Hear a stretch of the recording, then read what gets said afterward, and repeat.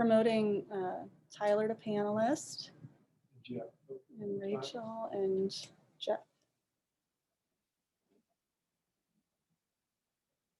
Okay, let's get this thing going. This is the December meeting of the Historic Preservation Commission. Let's do a call to order, starting with Sandy. Why don't you just kick us off? Sandy Butler here. George Harris here. Craig Campbell here. Kevin Kevin, Kenyon you with here. us? Thank you. All right, we got enough for a quorum, so we're good to go there. Approval of minutes. Has everybody had a chance to read the October and November minutes that we have to approve both sets of minutes? Has everyone had a chance to read them? I read the October ones. I'm going through the November ones now. We'll give you a minute to do that. I have read both of them.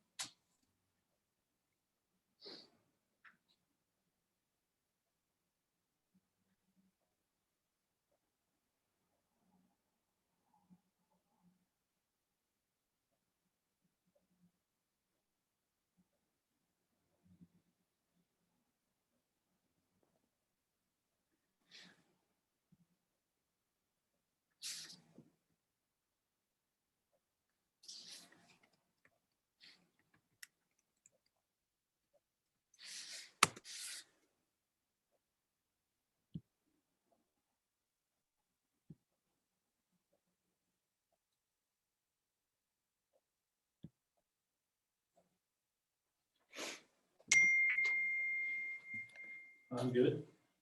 Okay. I'm good. I make a motion that we approve the October minutes. We got a motion approved. We have a second. I'll second. We've got a second. All in favor of accepting both sets of minutes, November, or October and November, as written, signify by saying aye. Aye. Any opposed? Say nay. No opposed. Minutes have passed. Thank you. Well done. Full business time, local facade grant, rules and application brainstorming. Craig, could we actually switch the order to go through the new Sure. business first, so Mr. Martin can carry on with Absolutely. his evening if you'd like? Let's Tyler, do can it. you hear us? We'll switch these two around and we'll get Tyler on the phone. I think Tyler's muted. Tyler, you might be muted.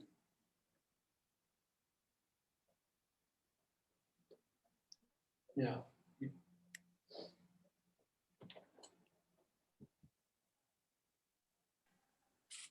Can you hear me now? There we go. Tyler. Mhm. All right. So Tyler has, Tyler Martin, 115 West State Street. He's back again this month with a demolition permit for the drive-through canopy. So Tyler, do you want me to go ahead and show him pictures of the? Yeah, that's fine. I can barely hear you now, so I don't know what I did or. Let's see. Let's see, is that better? Not really, but I can hear you. We're good. We can go. Okay. All right. Okay, so let me, I guess I need to share my screen. Give me one moment. We have it on our pads here on the presentation. Presentation? Yes. Yeah. Oh, there we go.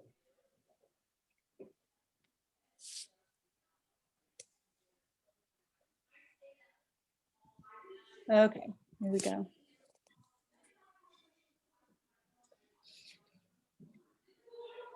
Okay, so the application is included in the presentation and in your Google Drive folders, just outlines Tyler's plans to remove the existing drive-through canopy, which is on the east side of the building, and to fill the hole that is left with matching metal work to kind of blend it in with the rest of that mansard roof that wraps around the building. And also to take out the center teller island and the brick unit, the brick pillars. BMO Harris ATM is to stay. And in case you guys weren't aware, this is a mostly public parking now. And so this will allow for like an entrance lane off of State Street. So it's a partnership between the town and Tyler Martin. So let's see. All right, and Tyler submitted a really kind of explanation of what's going to happen at different parts here, if you guys want to take a look at that. And then we have some other images of the area as well. My spectacular drawings. Good enough. We call that KinderCAD. Perfect. You can see how that canopy is attached into the Right. existing mansard roof awning. So the ATM will be freestanding with no cover at all? Is that Correct. correct, Tyler? Yes, Okay. yeah. It's kind of already has kind of a cap on it. So, I Right. mean, yeah, You're gonna keep the 4 posts around it, not the brick, but the steel. correct. Yeah, the steel ballards, yeah, that are wrapped in blue. Yeah.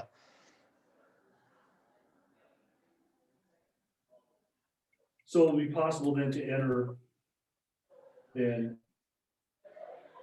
Correct. Yeah, the Okay. middle Teller Island there with the yellow ballards and the concrete will all be cut out and re-asphalted and seal coated and striped accordingly. So as an entrance.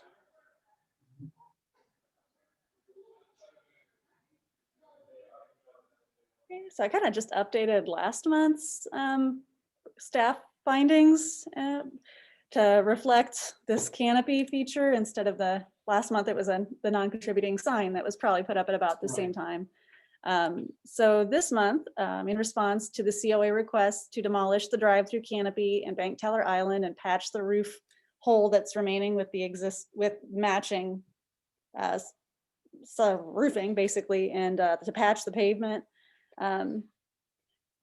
Staff findings in our Historic Preservation Commission ordinance, a COA is required for the demolition of any building or structure. And I don't know if you guys remember, but when we updated our HPC rules a couple years ago, it was also made clear that anything requiring a demolition permit would need to come to this board. It was not going to be a staff recommendation or a staff approval.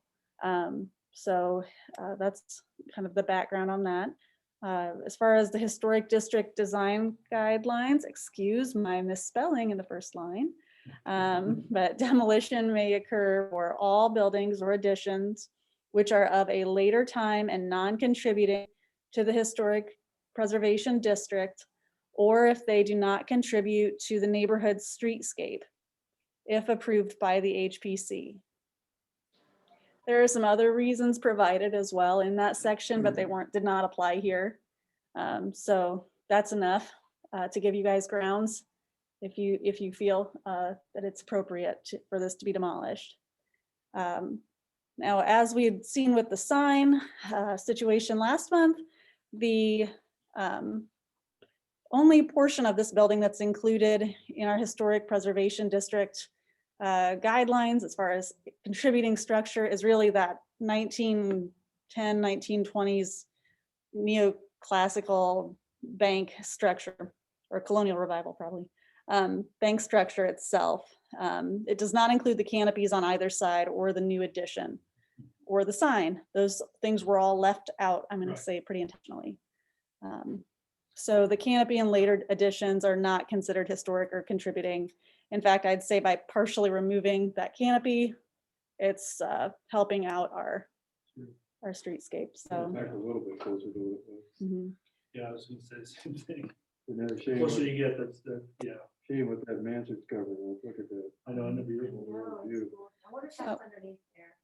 Well, actually, that's part of my staff recommendation is that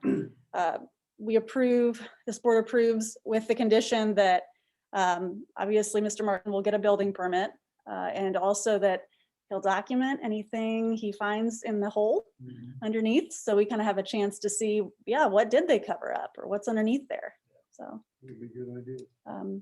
I've attached a couple images too that kind of show what that side of the building had going on. Because it looks like there's an old remnant of maybe like another Wythe brick off on that side. So you can see there was like a Art Deco Right. parking garage or something that was there as late as 1954. I'm not positive when that was demolished, but I wonder if we're not seeing like some remnant wall of that building. And then, of course, what was kind of underneath the awning, or originally, like so many Pendleton and downtown buildings, they used that awning, I'm sure, to kind of cover up a mezzanine level. And they just did one heck of a job with this one with all the brick. So, Well, we are finding with a lot of these facades, they have just been covered up and leave it there. Like over here on Johnson Avenue, it was all covered up and now there's the poles and I mean, so it would be nice if that would reappear. It probably won't, but it would be nice to see that. Tyler, did you catch any of that? I couldn't really hear it. I did get my speaker fixed, but not that good yet. Sorry. All right. I can hear you well, very see- well now, though. So Sandy Butler is socially distancing. We're in the audience area, and Okay. and she's a board member here tonight as well. And she said that what we've seen when some of these awnings are removed that have been kind of covering up that mezzanine level, Uh-huh. when it was popular, lower ceilings and stuff. Sometimes we find that a lot's underneath it. Since yours was a wraparound, kind of from the front, probably not, but that's yeah, kind of why we're curious to just, see what was underneath it when you remove it. yeah, absolutely. And that's, I think we had that discussion last month as well. It'll tell us really what we can do, from an economic standpoint in the future. If we do decide to, take on a bigger project with it, we'll at least know what's there. So. All right, and that's all Are there- I've got for you on the discussion tonight. Are there any changes in the plans for the big sign up front there, the post sign? No, I unwired the sign and we got the new faces installed a week or two ago, but it's unwired and it's not lit. So Okay, thanks. no problem.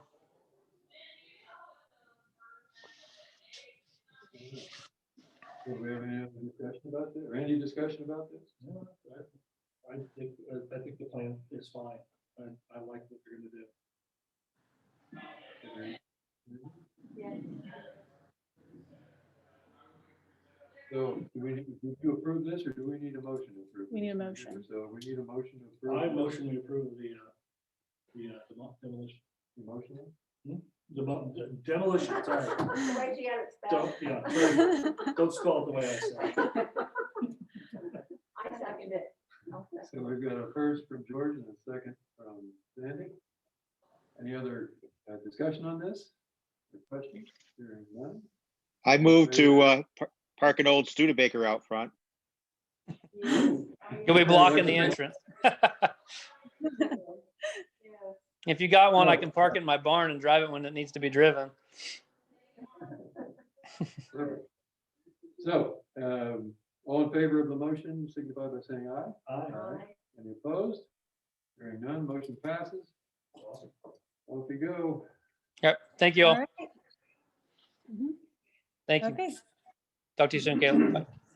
all right, bye, Tyler. That will be a much better. So Yes, well, the fact that you can go in and out of the parking lot as well right. from the street is gonna be nice. Make most traffic flow better. Yes. Yeah. I have a question. Uh-huh. With that food and beverage money that we received for that grant, is there any way that we could help him if the facade did come up the way it is shown on that photograph? That sounds like a good time for Rachel to start talking about that There you whole business section. Is that okay, Craig, if we That's kind of absolutely. move on to that? Okay. He's putting a lot of money into that building and I'm sure he could match whatever we could give him. I- If that facade came up that way, I don't know if it will or not, but I'm willing to bet a good percentage of that is still under there because I- nobody wants to have to tear that off just to put something over the top of it. You can tell that the bricks on the outside of the bottom are Right. further out than the Yes. ones on the top. So I would have a feeling that's still I The only issue would be, well, A, cost. there. It may take $250,000 to take all that off. B, as he said last time, they put that brick facade on the front of that building that covered up the original brick facade on that. Right. building. Mhm. So all of that would have to come off Yeah, also. exactly. So it would be, and if we can help him in any way, I'm all for it, but Yes. that would be a pricey endeavor. But what a standout. It would be, it'd Oh, be beautiful. absolutely. It's a beautiful building. So yes, One more Rachel, awning gone. Yes. Yes. Slowly getting rid of Let's get rid of the cedar shake. them. so Rachel, it's up to you. We can't hear you. Can't hear you. I was just giggling that it's all up to it's in my hands, huh? Actually, I think it's in all of our hands, which is exciting. Good. Yes. So where I kind of want to pick up with you guys tonight on the facade grant discussion. Were you guys able to, in the last month or so, take a look at some other communities' guidelines and kind of get a feel for what different communities are doing and maybe what you felt like was appropriate for our town? I did. A little bit. I did not, Rachel, I apologize. I moved and with the back issues, I just did not. Oh, that is certainly okay. I'm going to turn up this volume a little bit. I am having a little bit of trouble hearing Sandy, so if I don't catch what you say, Sandy, I'll speak up and let you know. Okay. Try to speak louder. Okay. All right. Did anyone else maybe have any thoughts just to kind of kick off the discussion tonight on anywhere they saw that was maybe one that we could use as a guide for Pendleton? Not necessarily that, Rachel, but let me ask you a question. Sure. Well, in the application that we submitted to get the funds, it was mentioned a couple of, jobs creation was mentioned a couple of times.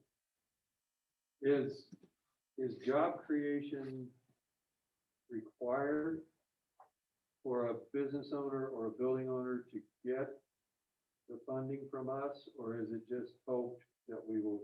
I mean, I get the retention and other people may want to come here to work because the buildings are so beautiful and so beautiful, but there's one portion that was job creating, what jobs will this create? Right. Is that required for this? I think what we should think about doing and including in our grant application is having whoever is the petitioner for this, if it's a building owner or a business owner, ask them that they try to do business with a Madison County contractor first. That would be maybe our preferred vendors that would be used as anyone that is located in Madison County, so that we can help put that money back into our larger community. I think that would be appropriate to say that we were trying to create more jobs in Madison County by using Madison County contractors. So in that application, it didn't necessarily mean that the business owner or the building owner would need to create jobs in that building or business.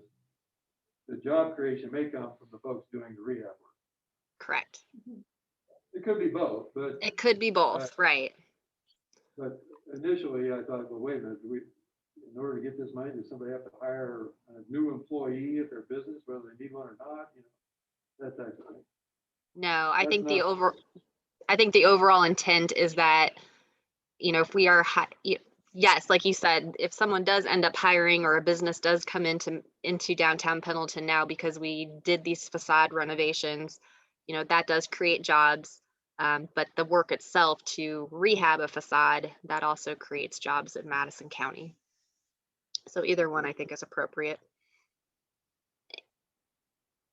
And one good thing about this program too is we will not have to report back to Madison County on this. So I think we just need to do our best efforts into trying to do job creation for Madison County the best way that we can. And I think that, if we do put a stipulation in our grant application that says, if you're applying for funds, we do need to see some estimates from Madison County people. If for some reason, the work that is needed to be done, we don't have a local person that can do it, then I would say it's appropriate to look outside the county. But I think our first, we should be trying to get the Madison County contractors first. Agreed. I agree with that too. I do too. This is Kevin. Hey, Kevin.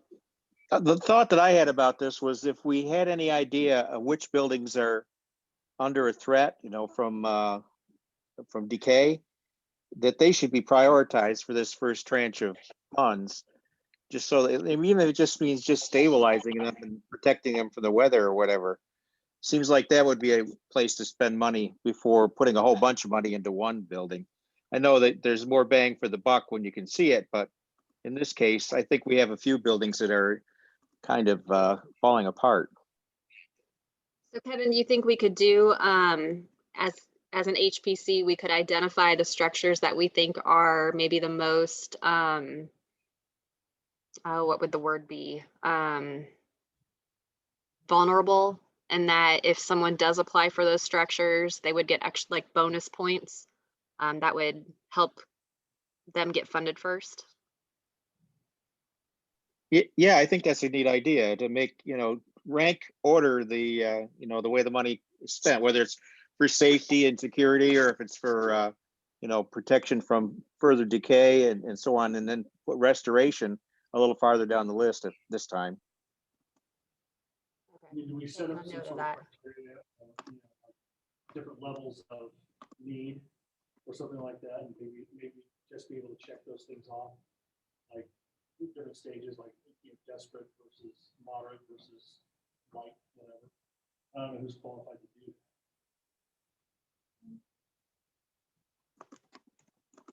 Rachel, in your thinking, Kayla, or you jump in on this too, or anyone else, after Oprah, what does, or is the town in, and I'm specifically talking about State Street here, the specific downtown area. Not necessarily just State Street, but as Sandy pointed out last meeting, the alleys behind both buildings, both sides of State Street. Are we in more need after Okra of safety and rehab work, or are we now at a place predominantly where folks are just wanting to paint, fix up, and make it pretty?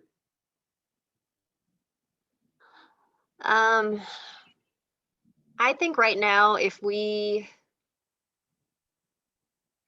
I think when we originally started our downtown revitalization plan, we were really looking at cleaning up our front facades first. And I think we have invested a lot of money into the downtown, where we are at the point now where we could start looking at alleys and the backs of buildings. And I think it could be more appropriate and justifiable at this point. Whereas 5 or 6 years ago, I don't think we were quite there yet. I think we do have a lot of work on the front facades of structures to do. But one of my fears is that maybe, even though we have this money right now, we do need to make sure we have building owners that provide a matching component to it. And not all building owners at this point are able to provide matching funds. And we might have to be creative with the way we do that and involve them. So, on one hand, I think we can open it up so that, maybe someone who doesn't have a need for the front facade to be rehabbed may now have the opportunity to do something in the back, like Jerry Burmeister. I'm not speaking for him, but just for an example, he did participate in the MSRP grant and had the front of his structure rehabbed.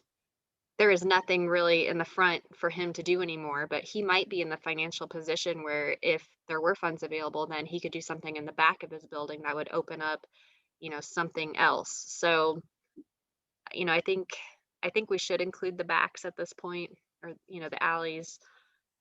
If we do pursue anything with Okra, we would be at a disadvantage at this point because we were recently awarded those MSRP rehab funds.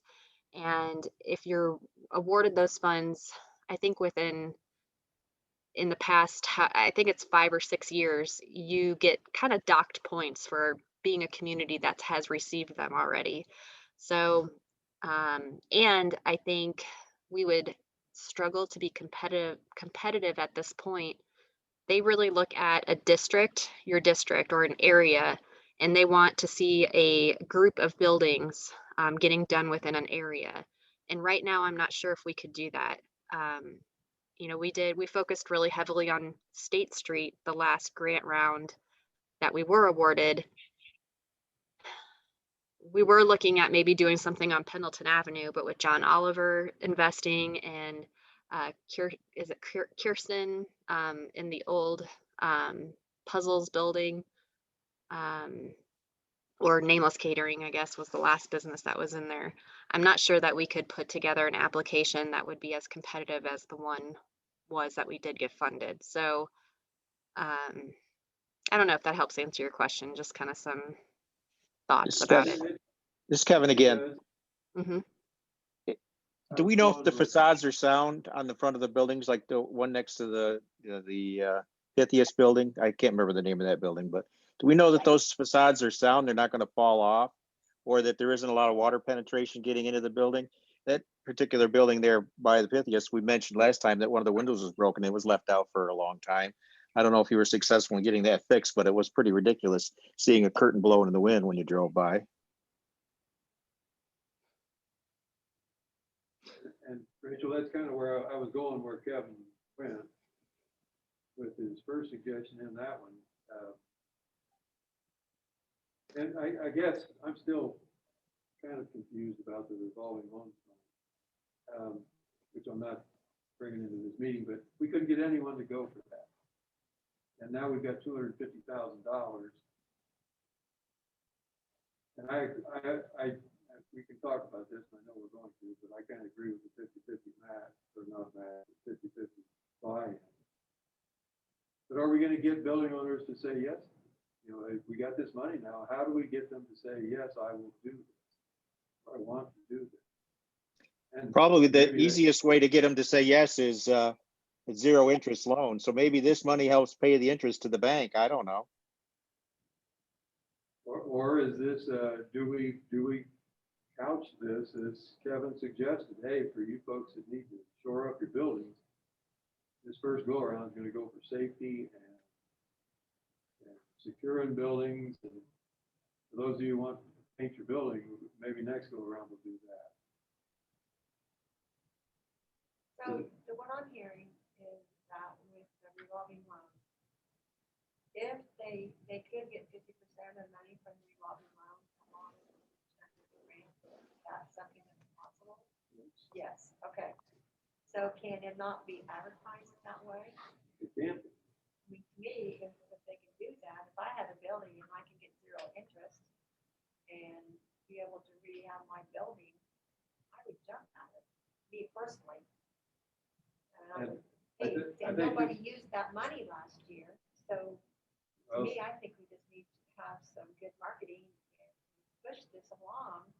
That's gonna benefit Pendleton in the long run. I think that's one of our biggest goals, and it sounds silly to me that we have to work so hard to get people to go these funds, but I think that's got to be part of this application process that we're brainstorming right now, is how do we make this so easy that people fall into it?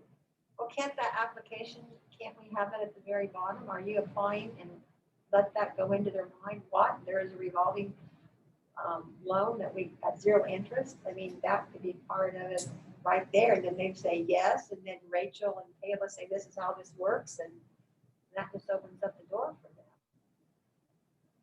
And again, RDC is redoing the revolving loan thing right now, so this is something we'll have to work together with, which is Yes. great. Yes. But let's say yes, we can use that, knowing right now that we got to work out. Yes, Yes, absolutely. Rachel, what do you think about that? I think that's certainly something that we could put on there. I think another question that we could ask, I think Main Street Pendleton might have some type of a either fund or grant opportunity too that we might ask on this application. You know, have you reached out to Main Street Pendleton? You know, however that looks, maybe we involve them in the conversation as well. How about the business association? absolutely. And that's our stumbling block with RDC is that we were gonna go to the PBA and say, help us redo this so it's usable for you folks. They're not meeting because of COVID. So we can't get in front of them to sit down and discuss that, the revolving loan. I don't know how successful we're gonna be sitting down with this, but I think we should sit down with all those groups and say, look what we have here, help us figure this out. So it's good for you to fit within the realm we have to fit it within, because there is gonna have to be a match, I think. 250,000 won't go as far as 500,000 would, but yeah, we do need to talk to those folks. Who's the president and vice president, or chairperson and vice chair? President of PBA is Julie Schnepp. Julie, and then Jack Wilson, is he vice chair this year? I don't know. I don't know past that. I contacted Julie and Steve was gonna go talk to her and found out they weren't meeting, so. So they haven't met since when? Probably March or so? I don't know. Yeah. I'm assuming they need to meet at some point. I mean, Be an association. yeah, yeah. So I just wondered if it was a situation where we could like join them in the Zoom meeting if they're gonna have one. Or maybe set something up anyway. Well, can we have Rachel or Kayla set up a meeting between them and us? Yeah, Where it's more official and, you know, Absolutely. just absolutely. have a meeting outside of our Tuesday, you know, once a month, and just have it one evening and see what we could, like we did with, The issue, Yeah. the issue with that is, and correct me if I'm wrong on this, who's sitting in for Jeff? I'm sorry. Or is Jeff here? Jeff's here. Jeff, correct me if I'm wrong on this. If we have a meeting and they come meet with us, it has to be a public meeting. Which is Right, fine. any committee that's appointed that will provide information to a public agency becomes a public agency itself, subject to the open door law. Okay, thank you, Jeff. Yep, So that was the beauty of going to the PBA meeting. We didn't have, just two members went and they were gonna explain the whole thing. And so if they're not meeting, we're gonna have to do it, but Yes. it'll have to be we'll have to schedule it and have an open meeting. But I absolutely agree with that. I think an open meeting would be good. Mhm. An open meeting gets the information out. This is what's going on, maybe, you know? So, Agreed. What do you think about inviting some potential property owners Yes. that might be in a position or have expressed interest already? I totally agree. Okay, just off the top of my head, Aaron Drysdale of what was Madison County Glass, the interior of that is gutted. And the exterior, I'm hoping is on the list. But it was a twin with the stable. We have yeah. documentation of this. Seriously. Yeah, so we know what that needs to look like. It's a small, modest building. It's frame. Mhm. That could be a good starting project. Dr. Lau, on a much larger project, the Old Masonic Lodge, he would like to pursue some window replacement Mhm. activities there and has expressed interest. Owen's family has been Right. expressing interest in any grant opportunities for many years. Can we invite the guy with the big building and see if he'll come? You may not. but- I suppose we could. I'll have to look into that, I guess. And then John Oliver, whose building is currently kind of open a little bit more than I'd like for the winter, is, he's doing stuff. Right. I'm sure he's got a lot more money or he needs a lot more funding, I'm sure, to get that going and finished. And then Ring Family still has buildings that are not renovated or rehabilitated in the historic district. So we've got a lot of options to choose from, and those were just the owners that I had off the top of my head that are either actively doing things to their buildings or have sought grants in the past. Mhm. One thing we could do too is we could do an online survey that we email out to these property owners that we are aware of and ask them, how much of a grant would you need if you were going to do something to your building? I mean, that would help us set our minimums and our maximums. We could ask what types of projects that they would be looking to do. I think there's I think something that Kayla and I could do, we could probably come up with a list of questions for our property owners and our business owners, asking them what their needs are and just kind of get some information from them. And then we could set up a Zoom meeting and we could call it the facade grant project meeting or something. And we can also pick their brains in this public meeting that we're kind of talking about too, and invite PBA, the interested property owners, Main Street Pendleton, so that the agencies and property owners are getting information and giving us information on how they want to see this program get laid out. Good idea. Yeah. It's an excellent idea. You and Kayla are willing to chat, and it doesn't have to be a long survey. It doesn't have to be- No, I mean, it could be 5 to 7 questions. Excellent, thank you. Yeah, you're welcome. That might give us all a better starting point, is just having some more data, because I think these are all great questions and concerns. I mean, you're right. No one has touched that revolving loan fund program. Why are they truly not? And I think even with the revolving loan fund, we really haven't asked building owners or business owners why they're not tapping into that. So maybe we start this facade program out in a different way and ask them directly what they're looking for and what their needs are, rather than us trying to spin our wheels and come up with something that may not even work. And that will put the information out there so they'll know, hey, we have it. Right. Very good, that's excellent. Thank you. Okay. Well, maybe let's make that our starting point. Kayla and I will come up with some questions in the next couple weeks, and we'll send them out to you guys before the next HPC meeting. And maybe we can get that out after the first of the year, just to start getting some data collected. Mhm. I had one question, Rachel and Kayla. On these 4 examples, which one really stood out to you guys on the example for the small communities? Madison, Delphi, Madison, Noblesville. Which one of theirs stood out to you as the best example that we could pull from for our own guidelines for the grant? Did I say that right? I was kind of drawn to Madison's. Theirs was a very well-developed program though. They had 3 different categories, I think, of types of projects that people could apply for funding. And one of them was a demo, I think, which I don't think that's the direction we want to go. But the one that was the rehabilitation piece of it, I just thought all their guidelines were really spelled out well. They answered a lot of good questions, like, I think they talk about, if there's a lien on the property, or, just some of those weird things that normally you wouldn't think about in a project like this. I think they just did a really good job of explaining everything and thinking their projects through. So I agree, I like that one a lot. Okay.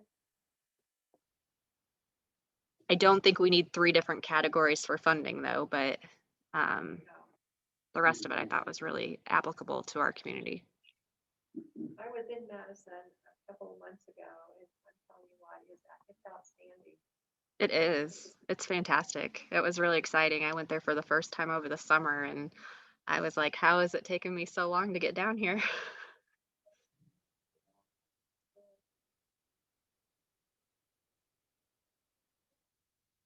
I will study that one then. Okay.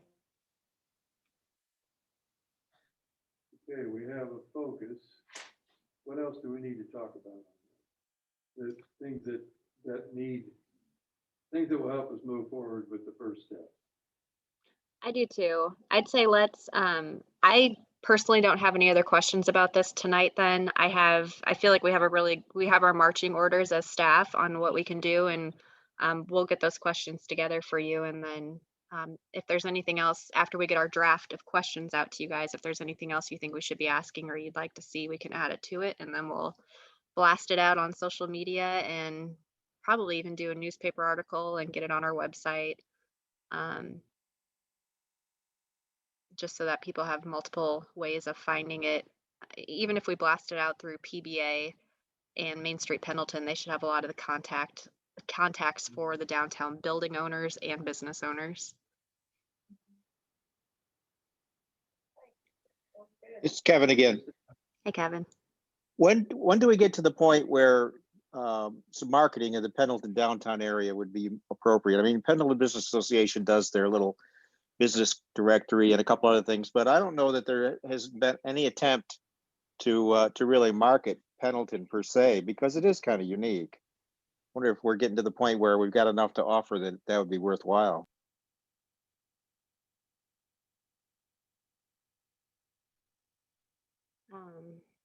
I think that doing something where we market it makes a lot of sense to me to pull in some of the agencies that are already out there that could maybe help us or partner. And that might be Main Street Pendleton, PBA, and maybe even the Anderson Madison County Visitors Bureau, depending on what direction, if this board wants to take ownership of doing some type of marketing for tourism for downtown Pendleton. I'm not sure where that would fall, but I think if this board wanted to take ownership of it, that certainly could happen.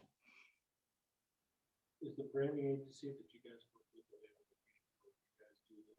or do you use it on a project basis? Was that for me? I'm sorry, I'm really having trouble hearing. Oh, I was just asking whether or not the agency that the town of Pendleton used, does it work?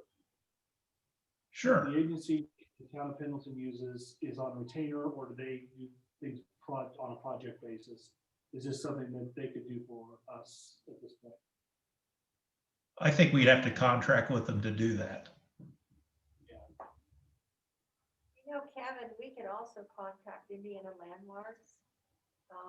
From where we were 5 years ago to where we are today, that would be a great article.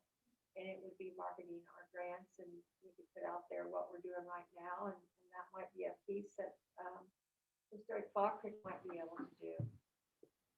Which, you know, they send out the preservation, they put up every, quarterly. So that might be something That- we could call our director and find out if they could do that for us. That would Like be, it. that would be good for people who are interested in old buildings, but I think there are a lot of people that aren't interested in old buildings. They just kind of like the ambiance and the Yeah. shops and all that stuff. And those people you would miss with that focus. But at least it's getting out there. I mean, it's something, so, and it would be free. Be nice. Yeah. I was gonna ask about the Pendleton Times. Who do you usually contact to get anything published there? Ooh, Denise, do you know that person's Got name? plates. So I think You know, they're usually pretty cooperative if you wanted to write a feature. Okay, cool. See, the root cause or the root of my thoughts are that if we could get more business activity, that frees up some revenue for people to spend on the buildings. You know, it's cart before the horse instead of the other way around. Mhm. Right. Okay, Kayla is our Main Street liaison, and I think we could possibly talk with Main Street Pendleton to see if they would want to come to a future meeting, so we can talk about this marketing piece a little bit more. I think they would really be a great group that would be very appropriate with their mission and focus, that doing some kind of marketing piece for downtown might be a great fit for their programming. Absolutely. Mhm. I was wondering if the DHPA might not also have some resources, since we are a CLG or a certified local government. So they might be able to provide us with some Mhm.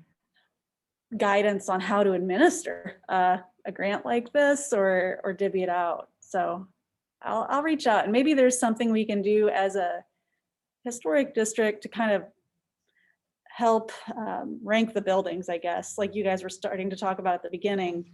Kind of take a look at it as a whole and say, well, this one has been renovated since your 15 plan, whereas this one has just gotten in worse shape. This one's changed ownership, that kind of stuff. We have several. Yep. So I'll reach out to him and see if there's any opportunity for like an update to our downtown plan or design guidelines maybe, that would be helpful as far as our building inventory goes. Hey, Rachel, real quick, talk about the role that the Pendleton Planning Department has in working with us on this. What's their role?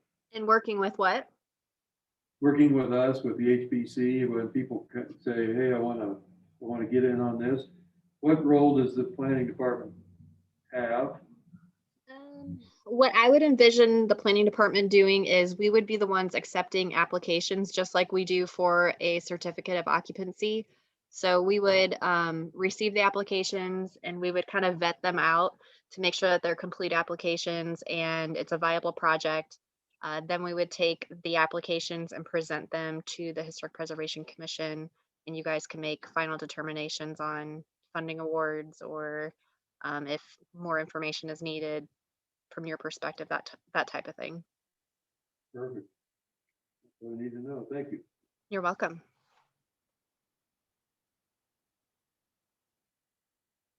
All right. What else we need to talk about on this? I think that's all I have. We got our marching orders. Sorry about that. We like getting direction. No, it's been a good meeting. I appreciate you guys. This is Kevin. Isn't the park a destination in a way? Isn't that something that should be brought in? You know, the Parks Department, maybe they want to market their park a little more. Yeah, I think that's very fitting too. I mean, having our park a block off of downtown Pendleton, I think is it actually helps market our downtown as well. And the museum is really a kind of an interesting attraction. You don't find very many of too. Mm-hmm. Not in the middle of the park either.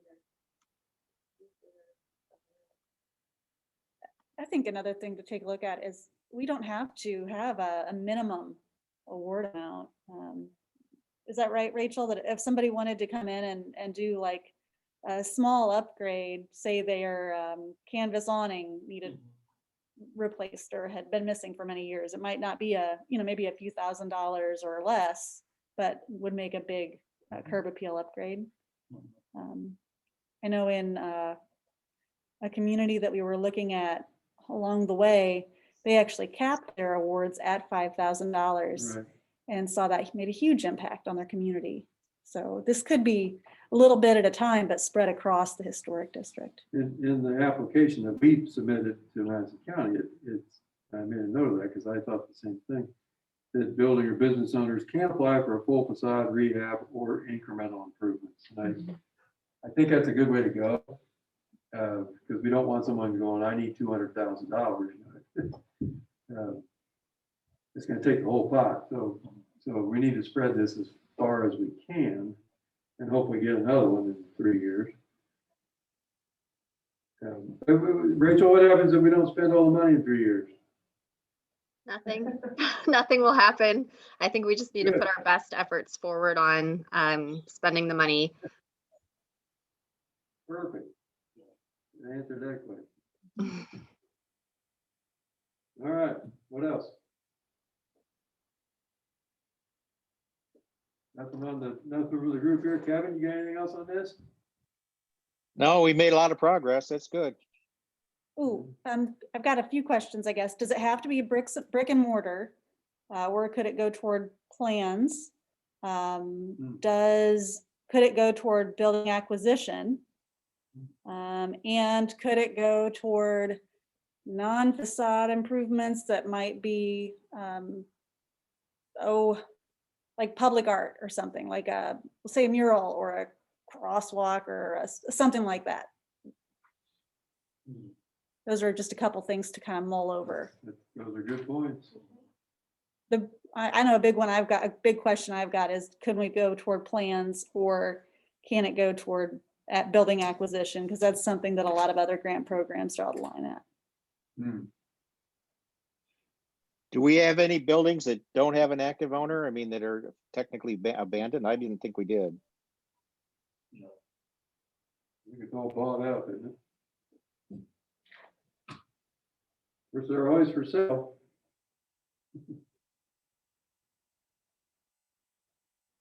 The old think adage, that's right. everything's for sale for a price. That's right. Mhm. These are good points, though, that we need to build into the application or not. So mull these over. Good point, Bill. All right, we done? For now? Now. What day, Hang on, one more thing from Sandy. when I'm good enough to accept it, I said October and Good. Well, I move we accept the November minutes as well. Okay, I second it. okay. I just wanted to make sure that was clear. Good job. Thank you. All right. If there's nothing else on any of this, we will call the meeting to adjourn. Everybody good with that? Go. All right, folks, meeting adjourned. Thank you all. You. Thank you. Thank you, Rachel. You're welcome.